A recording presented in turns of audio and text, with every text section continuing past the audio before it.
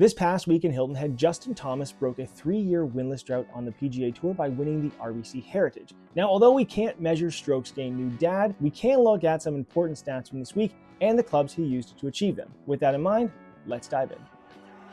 Now, one of the most important stats for Justin this week was his putting.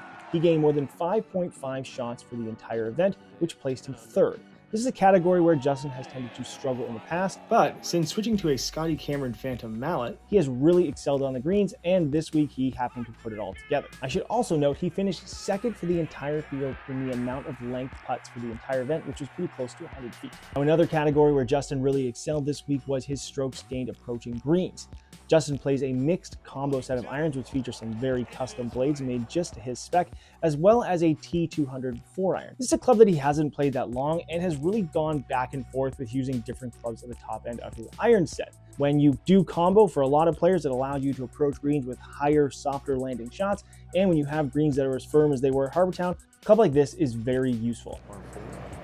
Now, another interesting stat for Justin this week was he was 17th in driving distance using a Titleist GT2. In the past, he has tended to gravitate towards the 3 option, but going to the 2 offers a little bit more forgiveness while still maintaining ball speed, and it's a really interesting trend that we see with not just Justin, but a lot of other players who are using Titleist drivers.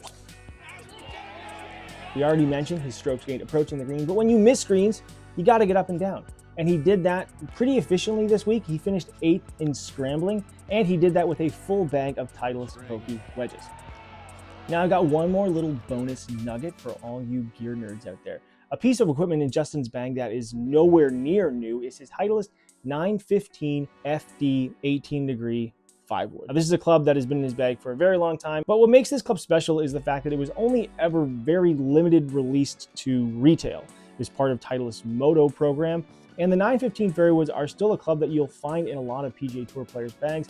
One of the most famous long-standing users of that club, which I happen to own here, is the 915 7-wood, was Jason Dufner. Jason Dufner used this club for a very long time to the point where he basically wore the face out on it. And again, one of those really cool clubs that you can find. It featured a slot in the sole.